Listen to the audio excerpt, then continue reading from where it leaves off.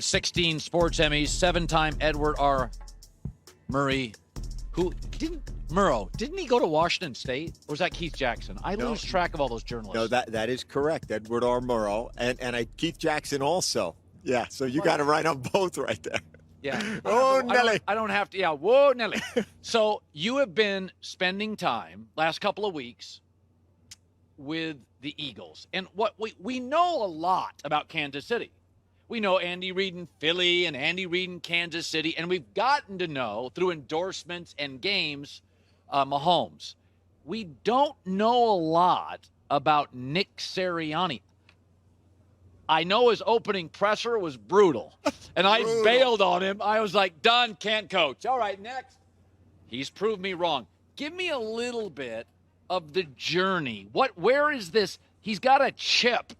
It comes right through his chest. Where's it come from? Okay, so let's start with the opening presser. For anyone, just if you need to feel good about where you are in your life, if you're early in your journey, watch Nick Sirianni's opening presser. But know this, he wanted to preach improvement to his players and to his team, that's what this is really going to be about, getting better every day. And in one of his first team meetings, after the opening presser, Colin, you know what he did? He said, and I'm going to use myself as example number one. Watch this. And he showed his own presser. And he said, I need to get better at this, and I will. And after the second press conference, sure enough, he came into the team meeting. He played clips of that and said, still not great, still a long way to go, but I got a little bit better. And that's what we're here to do. We're here to get better. Jamestown, New York, Mount Union. An injury ended his career, essentially. I mean, he played in an indoor professional football league. Yeah. But absolutely that chip, Colin, as a guy that never had a blue chip experience, never really had a gilded invitation, but who has made it through work ethic and force of personality.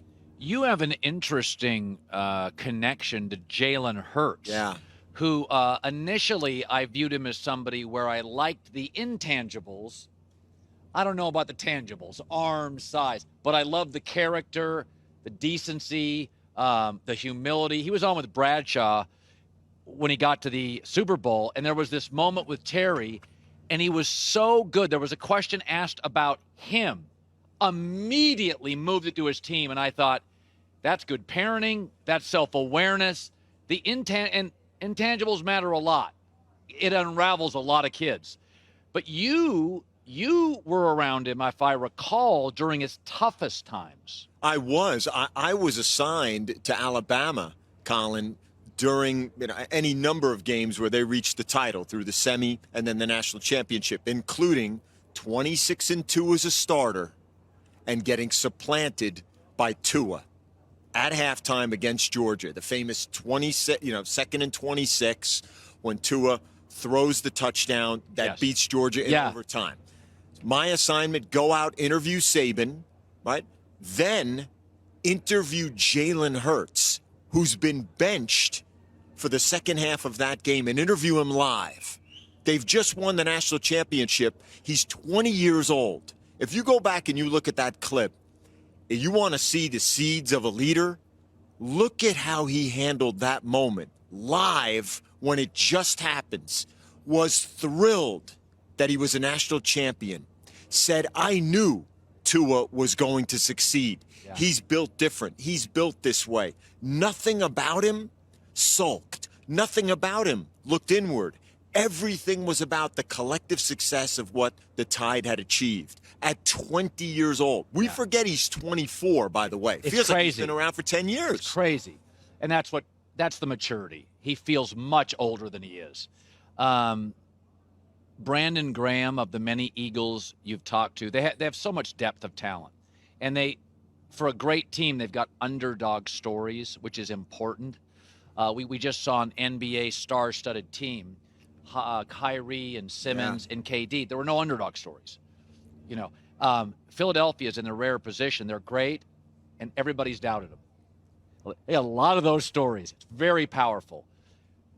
That's your piece Sunday, right, Brandon Graham? Brandon Graham is Philadelphia's longest tenured professional athlete at present right now. How about let that settle in for a second? 13 years with the Eagles, okay? And here he is. He's a first-round draft choice. By his own description, first half of his career labeled as a bust. A guy that didn't produce the way he was expected to. His entire career changed with the strip sack of Brady in the Super Bowl. The play that iced the Super Bowl for the Eagles. We remember Philly special, and we remember that strip sack. He was the Walter Payton nominee from the Eagles. He's done so much outreach in the community.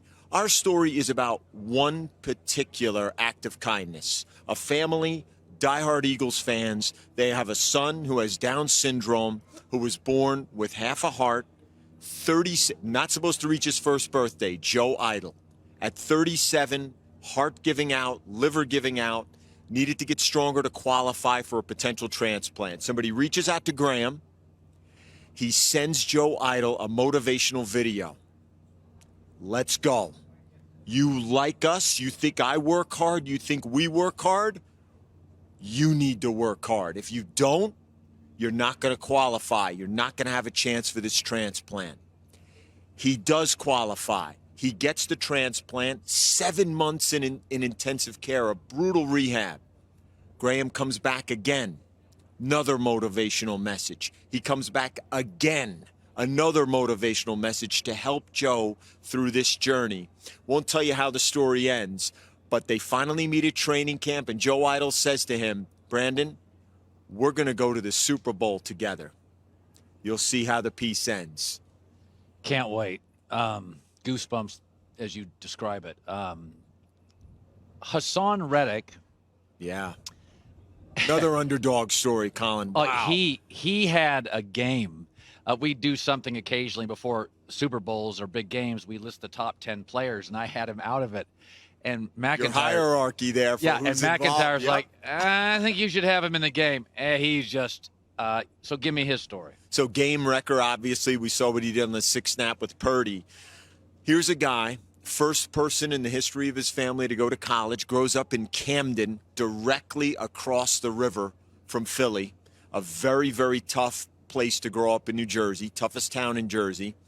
No scholarship offers, doesn't play high school football as a junior because he's hurt, breaks his leg his senior year, wow. 0 offers. Mom takes out a loan. He's a smart student, goes to Temple, no scholarship as a walk-on.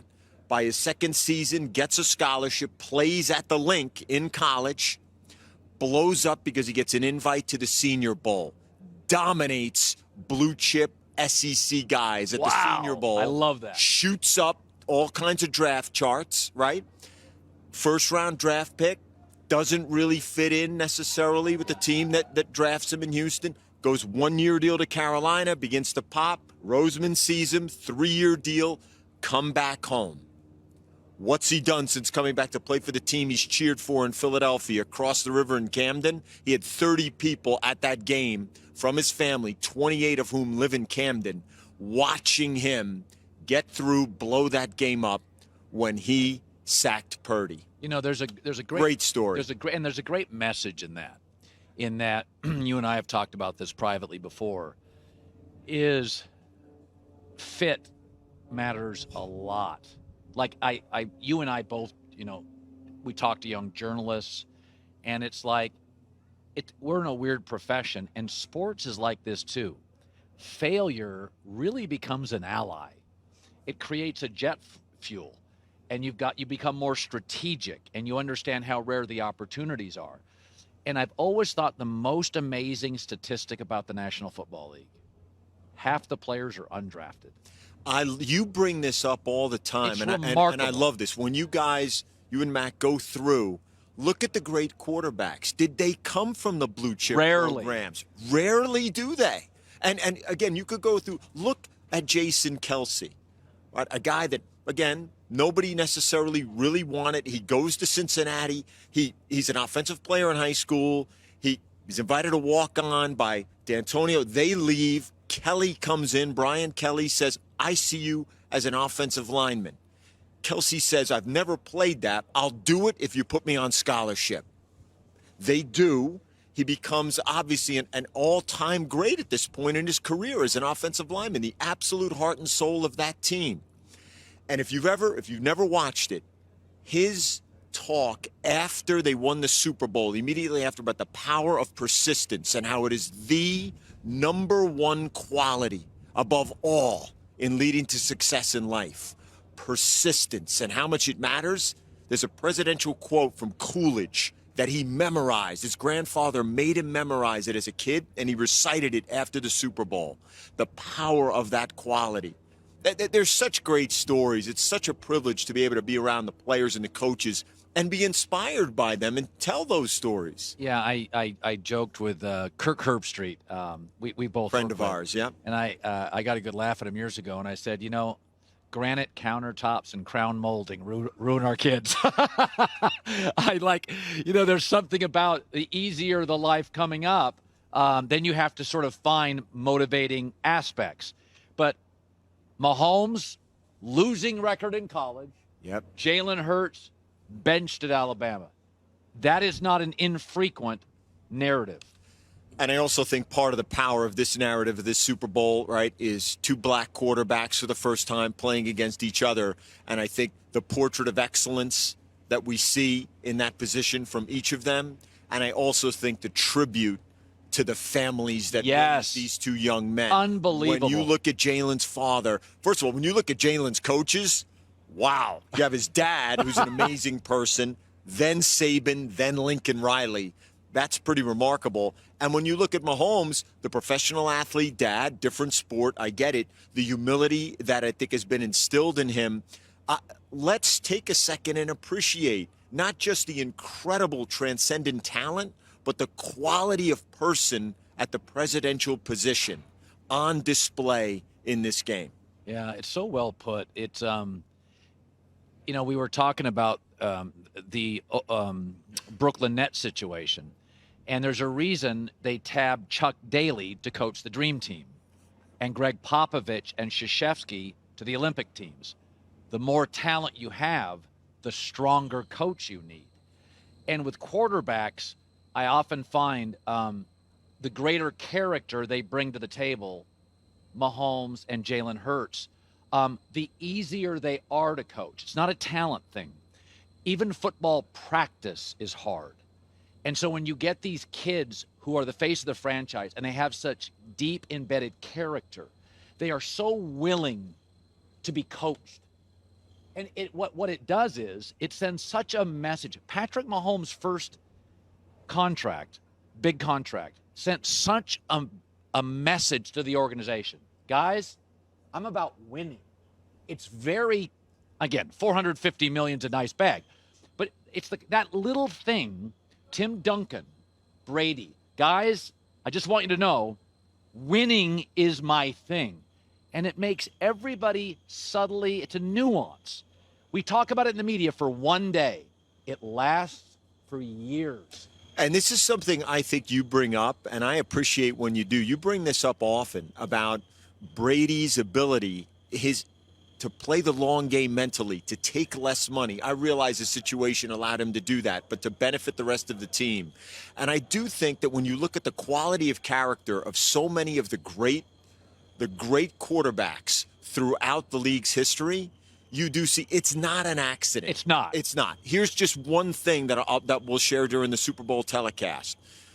Of the people who reached out to Jalen, right, I asked him, people outside the team who reached out to you in these 2 weeks that had great meaning for you.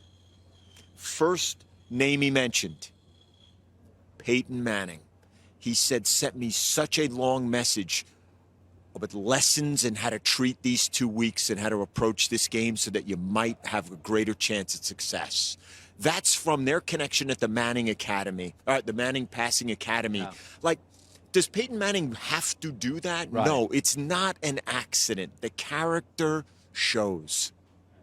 Tom Rinaldi, we are so lucky to have him. I consider him the great storyteller of this network and the previous one. What a pleasure. I can't wait to watch you Sunday. I've got my tissues ready. You almost got me here on the set. Toughen up, Cowherd. Toughen up. Hey, I'm a finesse sports talk show host. I admit it. I don't play defense. It's great seeing you, buddy. Always great to be with you. It all kicks off Super Bowl Sunday at 1 p.m. Eastern on Fox. Hi, everybody. Thanks for watching. Subscribe here to get the latest from the show. Also, be sure to check out more of the best clips from The Herd or go watch a few segments from other shows on FS1.